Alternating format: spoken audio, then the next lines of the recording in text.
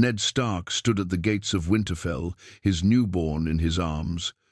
The boy had dark hair, quiet eyes, and the face of someone who belonged, though not here, not yet. Catelyn had stayed inside, refusing to welcome the child her husband brought from war. Jon Snow. That was the name Ned had chosen. No last name of a noble house, no promises, just a name and a place in the shadows of Winterfell. But things were different this time. Robert Baratheon was still in the north. He had come back with Ned after the war ended, wanting to drink and laugh in the snow-covered halls of Winterfell, trying to escape the weight of the crown he had just won.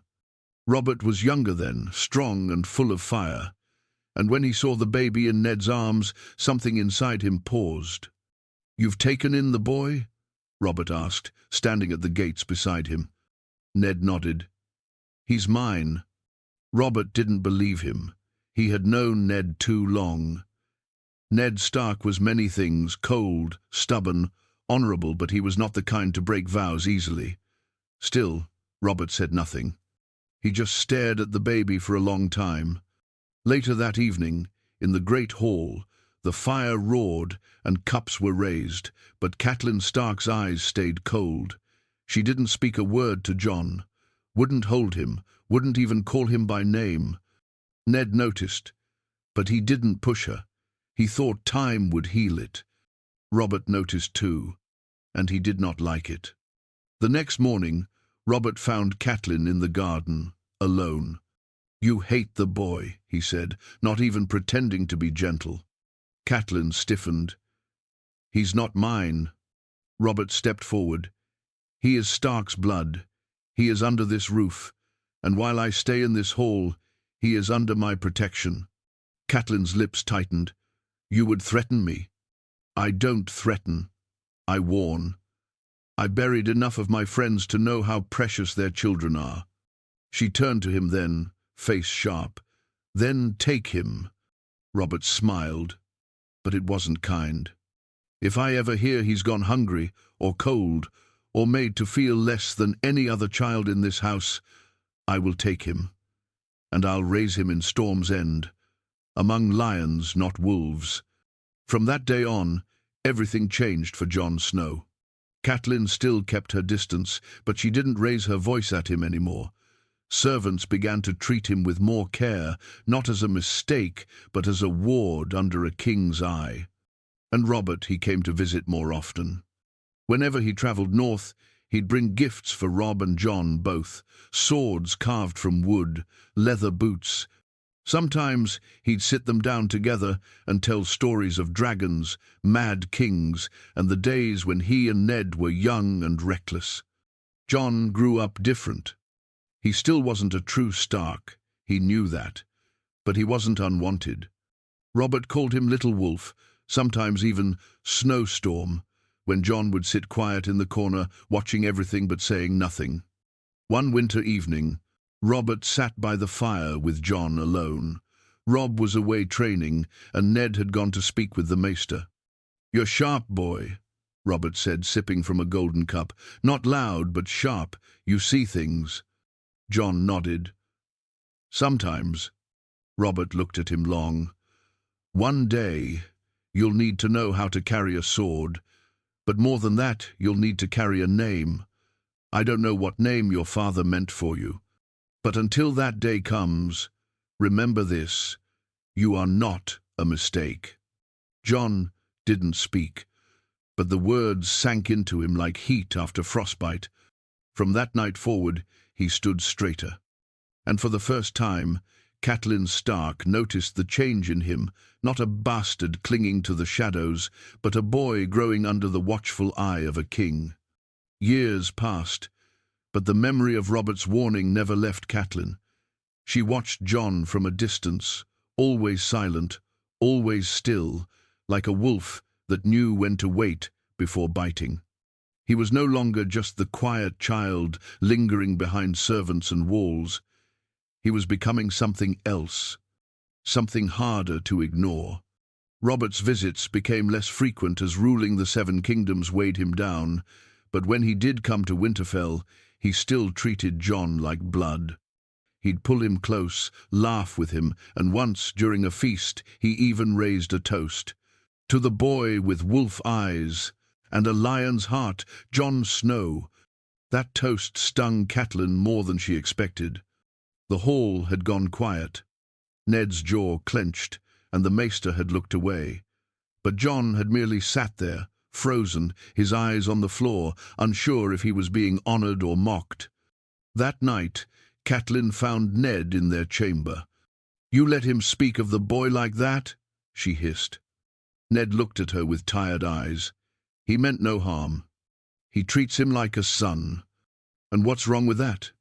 He is not his son. And the more he raises the boy up, the more it tears this family down." Ned had no answer to that. He only said what he always said, "He is my blood." But Catelyn didn't believe him. Not anymore. She had seen the way Robert looked at Jon. Not like a bastard, not even like a nephew. There was something deeper there, something unspoken. One cold morning, when the sky was low and grey, Jon walked into the training yard where Robb and Theon were sparring. He had grown taller, his steps quieter, his movements sharper. He wasn't flashy like Theon, or boastful like Robb, but when he picked up a sword, even Sir Roderick paused to watch. That day, Jon bested Theon in 2 strokes.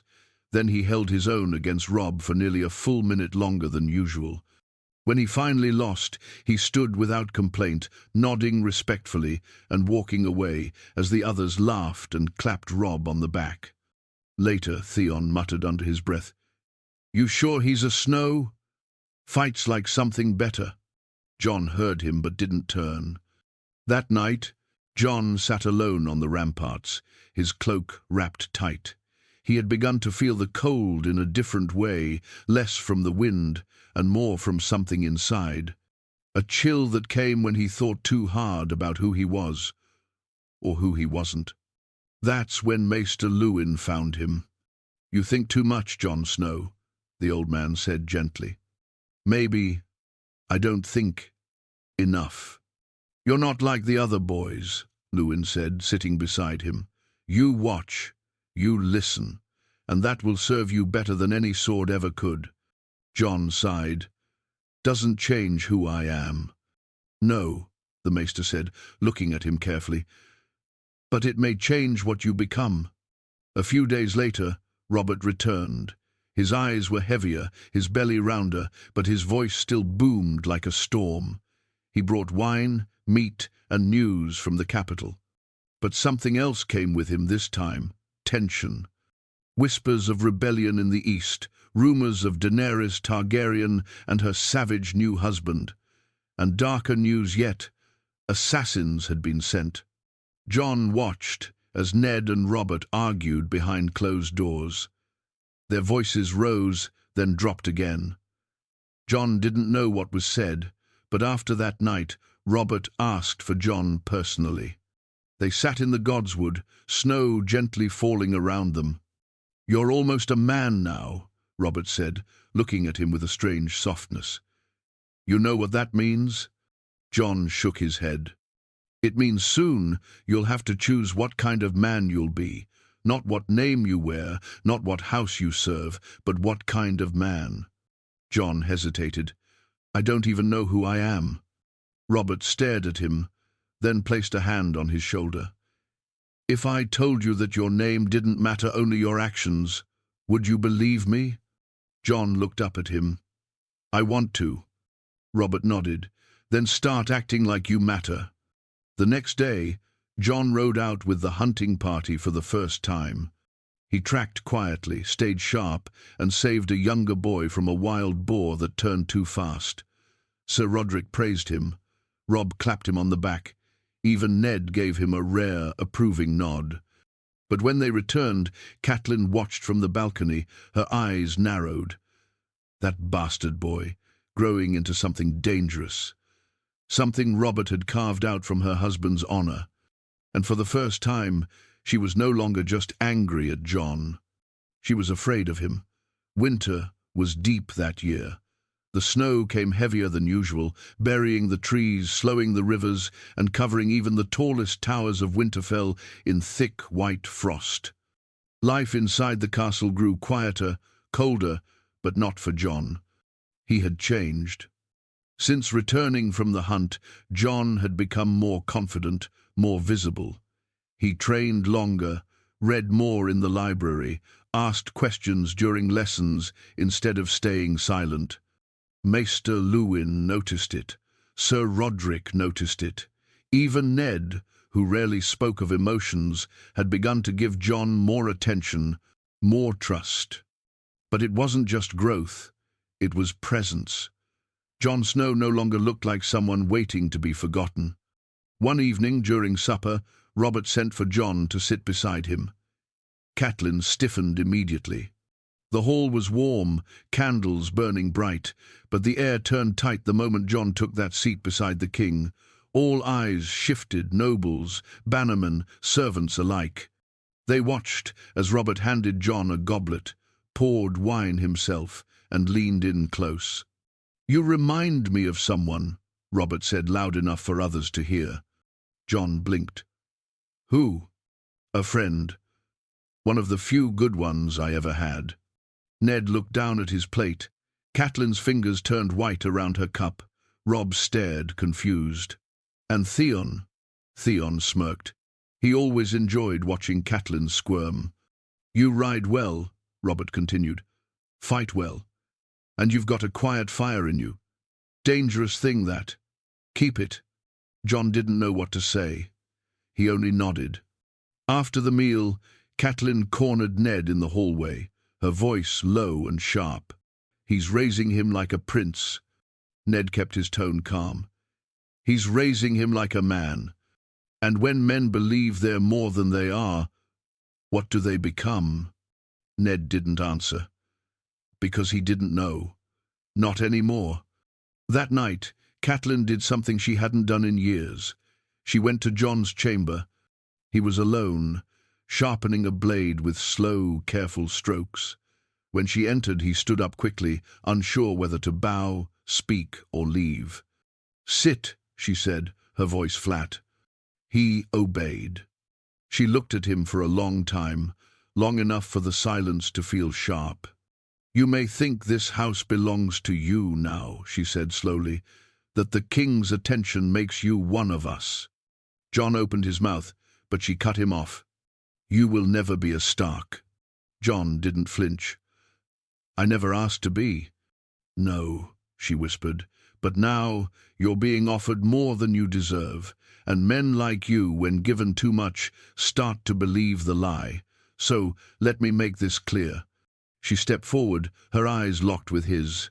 "You are not my son. You are not a prince, and if you ever forget your place, I will remind you of it, no matter who stands in your way." Then she turned and left. Jon didn't sleep that night, but he didn't break either. Instead, he rose early the next morning, went to the training yard, and beat 2 older boys in practice before breakfast. His strikes were faster, more precise. He didn't smile, didn't speak. He only nodded when Sir Roderick praised him. From the shadows above, Ned watched it all, arms folded, brow heavy. He saw something burning behind Jon's eyes now, something that had not been there before. That afternoon, he found Jon near the armory, brushing down Ghost. "Your mother came to me last night," Jon said softly, not looking up.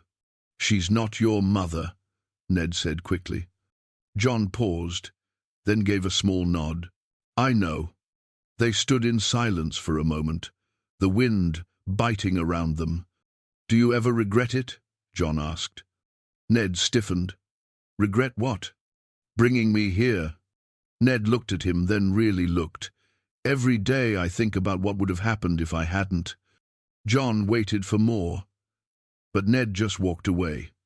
That night, Jon stood on the same rampart where Robert had once spoken to him. Snow drifted over his cloak. Below, the fires of Winterfell flickered. He knew now he wasn't invisible anymore. And that came with danger. He was no longer just a bastard. He was a threat. And someone, someday, was going to try and remind him of his place with more than just words. Winterfell felt heavier. Not from snow or ice, but from tension.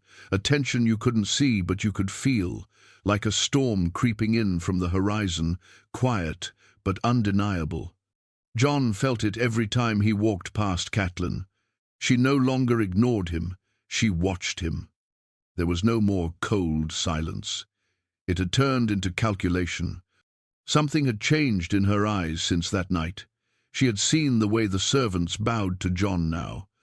How even Sir Roderick called him Lord Jon, by accident once. How the other boys in the yard followed his lead more than Rob's. Rob didn't mind it yet. He still saw Jon as his brother, his equal, his shadow, maybe, but not his rival. Catelyn saw something different, and so did Theon.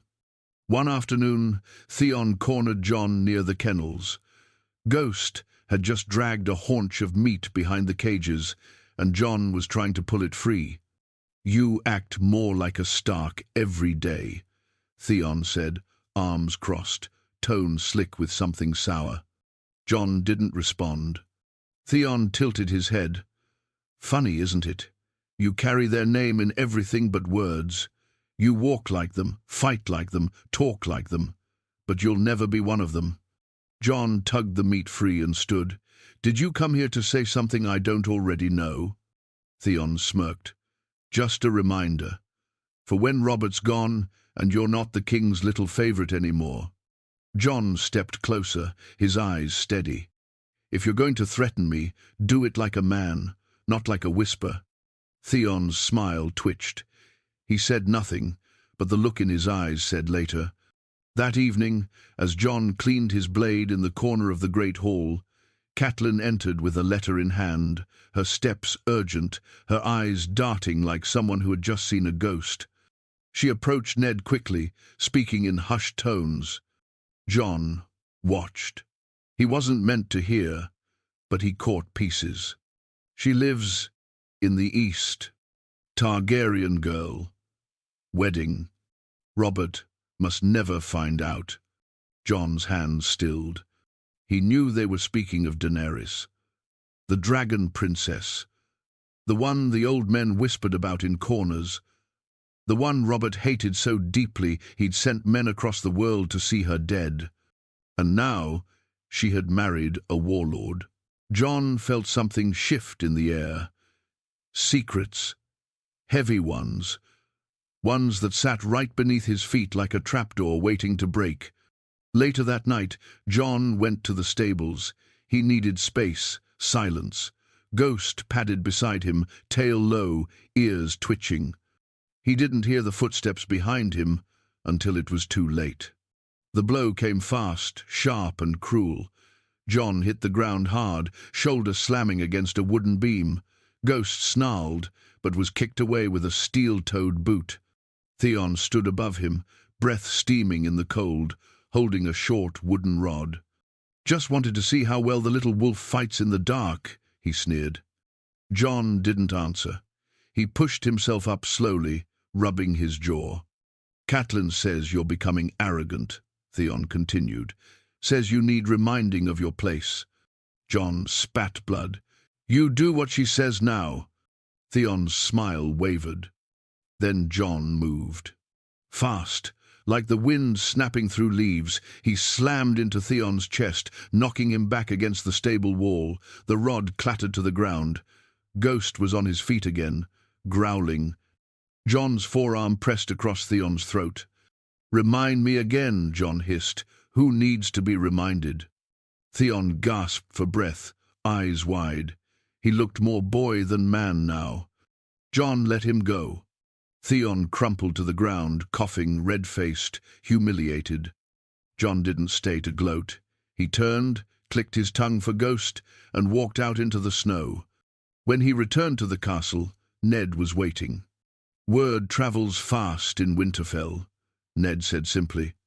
Jon didn't explain, didn't lie. He only said, "He came at me first." Ned nodded. I believe you. That shocked Jon more than anything. But, Ned added, if this happens again, I won't be able to protect you. Why not? Because protection comes with power, Ned said, and the more powerful you become, the more dangerous your protection looks to others. Jon understood. He was outgrowing his shadow. And Winterfell wasn't going to let that happen quietly. After the fight with Theon, things didn't go back to normal. Not really. Theon sulked for days, avoiding the training yard and pretending the bruise on his neck didn't exist. But his silence said everything. Everyone in the castle could feel it. Something had shifted. Jon wasn't the quiet bastard anymore. He had drawn blood, and worse, he'd won. Robb started to notice it too. At first, Robb was proud. He cheered when Jon sparred well. He shared his food with him, even defended him when others spoke in whispers. But as days passed, it became harder to ignore that people now looked at Jon when they spoke of promise, of potential, of leadership. Jon had always been good with a blade, but now he had presence. One morning, Robb stood in the yard, sword in hand, sweat on his brow, watching as Sir Rodrik gave Jon a nod of respect that he hadn't seen since they were children. "You move like a commander," Sir Rodrik told Jon. Robb turned away without a word. Inside the castle, Catelyn watched all this with increasing discomfort. Her hatred had long turned quiet, careful, bitter. But now it was becoming something more dangerous, strategic. That evening, she summoned Maester Luwin to her chambers. "There's something I want to know," she said, voice low. Maester Luwin bowed. "Of course, my lady." "The boy, Jon Snow. Ned claims him as his own. But he never said who the mother was. Never once." Luwin hesitated. "That is Lord Stark's business. He's kept it locked away since the day he brought the child home." Catelyn stepped forward. "I need you to find out. Search the records, letters, anything. I want a name." "My lady," he said gently, "I serve this house. I will not spy on your husband." "Then don't do it for me," she said, her voice sharp. "Do it for Winterfell. Because if Jon Snow is more than a bastard, if he has any claim to something greater, and we remain blind, then we are fools waiting to be eaten by our own secrets." Maester Luwin said nothing, but that night he did not sleep. Meanwhile, Jon had started training with the scouts. He rode out further now, hunting in the woods with the men who patrolled Winterfell's outer lands. They treated him with respect, not because of his name, but because he knew how to listen, how to track, and how to lead when others panicked. One day, near dusk, a raven arrived. Black wings, black words. Robert Baratheon was returning, but not as a guest. This time he was bringing the royal court, Queen Cersei, Prince Joffrey, the Lannisters. The weight of the Iron Throne would soon press down on Winterfell, and with it, truths buried for too long. Ned summoned Jon that evening. They met in the crypts, beneath the stone statues of dead Starks. "You'll need to be careful," Ned said quietly. Jon looked confused. "Because of the king?" "No," Ned said, eyes shadowed by torchlight. "Because of the queen." Jon's face tightened. He'd heard things. Even in the north, Cersei Lannister was known, her beauty, her pride, and her cruelty. "I don't understand," Jon said. "Why would she care about me?" Ned stared at him for a long time. Then he said something he'd never said before. "There's something about your blood, Jon, something that makes you a threat to people like her." Jon's heart kicked in his chest. "What are you saying?" Ned didn't answer. He simply placed a hand on Jon's shoulder. "When the king arrives, stay close to me, and do not speak of your mother to anyone." Jon wanted to ask more, press for answers, demand the truth that had been denied him all his life. but he saw the look in Ned's eyes, steel wrapped in sorrow, and he stayed silent. When the royal procession finally arrived, Winterfell changed overnight. Gold banners, red cloaks, Lannister eyes on every corner. Jon stood high on the walls and watched them enter Robert, fatter and heavier now, Cersei like a blade in a dress, and Joffrey smug and cold, with eyes like frozen knives. The wolves had let lions into their home, and Jon Snow felt it in his bones. Something was coming, something that had waited years to rise. And he was right in the middle of it. The arrival of the royal court turned Winterfell into something else entirely. The quiet hum of northern life was drowned under the weight of southern silk, Lannister steel, and golden arrogance. The servants were tense, the halls louder, and the air thicker with eyes watching, whispering, judging. Jon Snow felt it worse than anyone.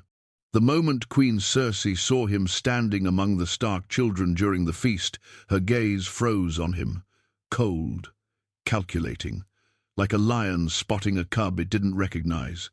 She leaned toward Ned at the high table, her voice soft but sharp. "I wasn't aware you had so many sons, Lord Stark." Ned didn't flinch.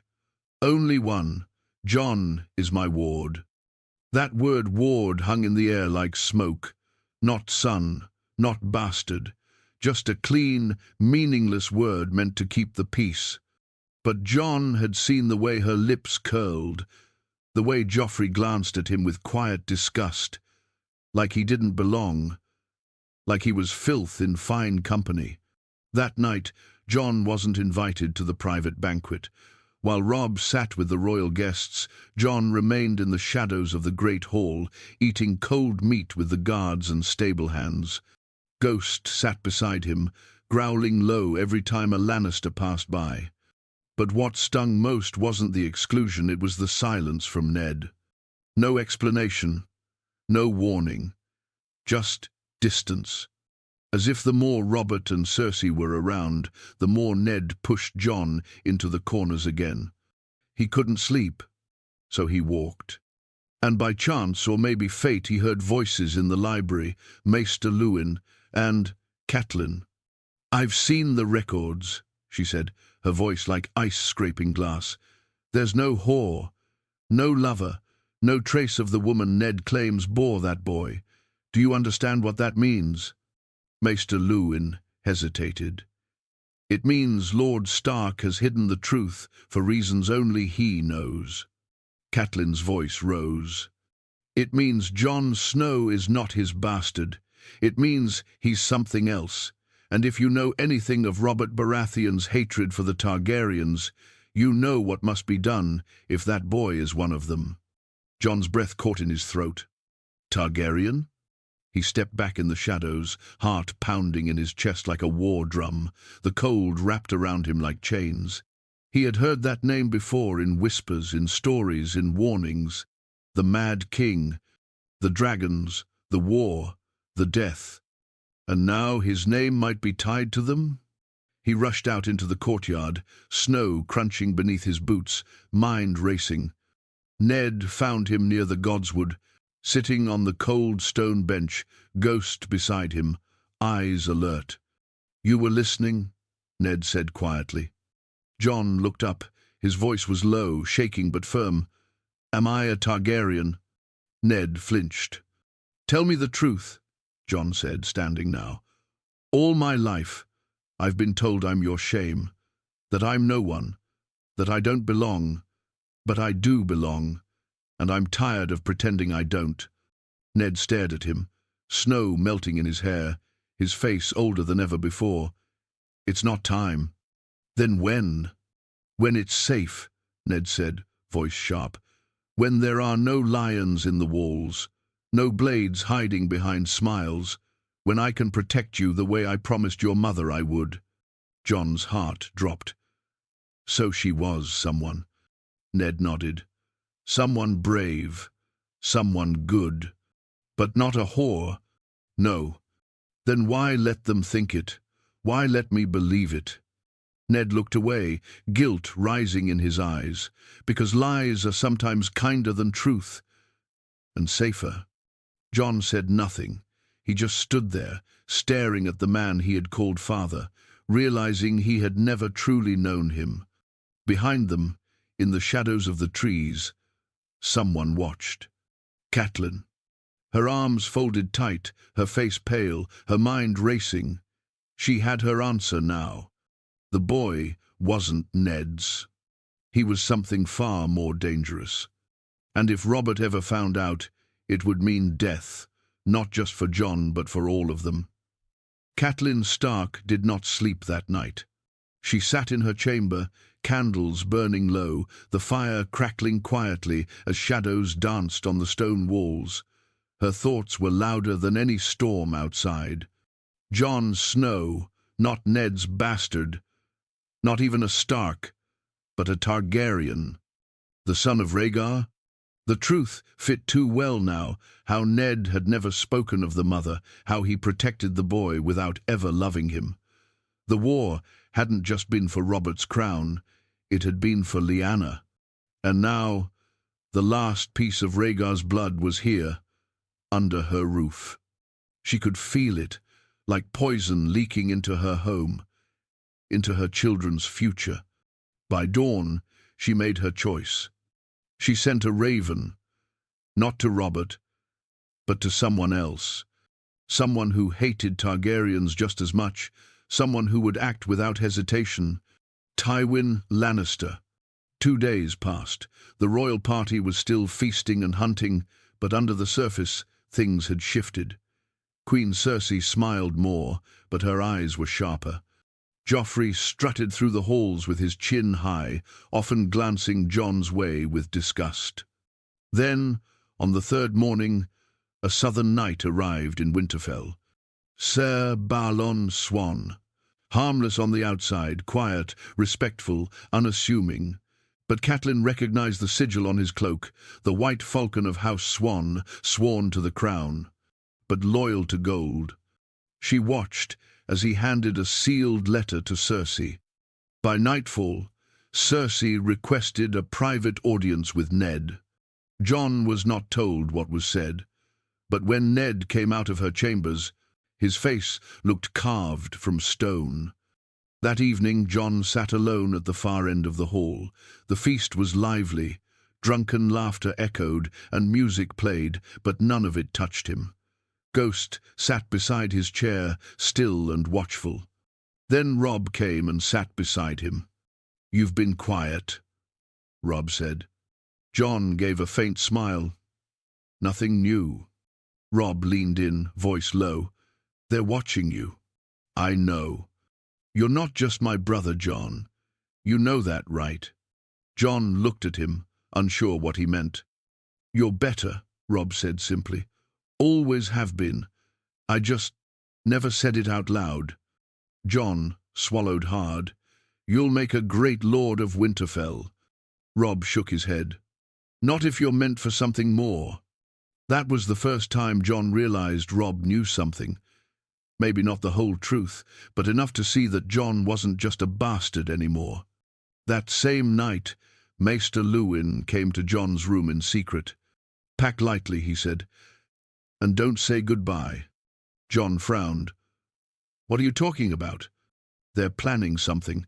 I don't know who exactly, but it involves you." "Who?" "I believe the Queen, and someone, possibly your Lady Catelyn." Jon's blood ran cold. "My lady?" "She sent a raven. I saw the bird. And not long after, the Queen summoned Lord Stark." Jon stood there, heart pounding, unsure what to feel: betrayal, fear, rage. "Your father is trying to delay them," Luwin said. "But once this gets to the king, there'll be no stopping it. If Robert believes you're Rhaegar's son, they'll kill me." Luwin gave a grave nod. "And they'll call it justice." Jon didn't hesitate. That night, under the cloak of a blizzard, he left Winterfell. No ceremony, no warning, just steel, furs, and ghost. He took a single horse and rode north through the woods, avoiding the main roads. He didn't know where he was going, only that if he stayed he would die.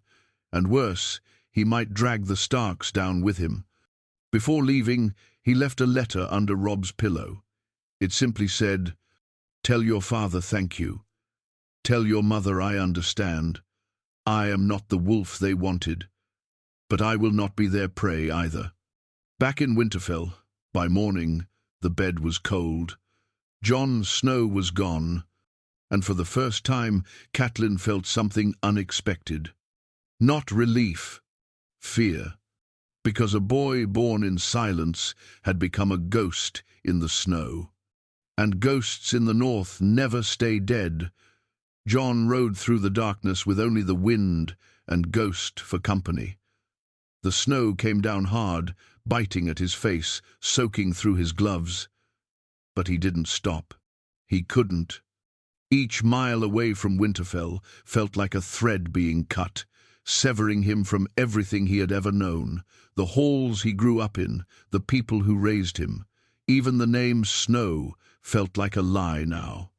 He didn't know who he was, only who he couldn't be anymore. Behind him, Winterfell simmered.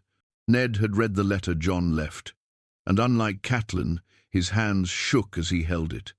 It was the first time Jon had ever said thank you, and the first time Ned truly understood how much the silence had cost him. He went to confront Catelyn. Alone. "I know what you did," he said, standing in her solar, the fire crackling behind him like anger held in wood. She didn't deny it. "I did what you wouldn't. You sent a raven to Tywin Lannister." "I sent a warning," she corrected, "about a threat living in my children's home." "He was never a threat."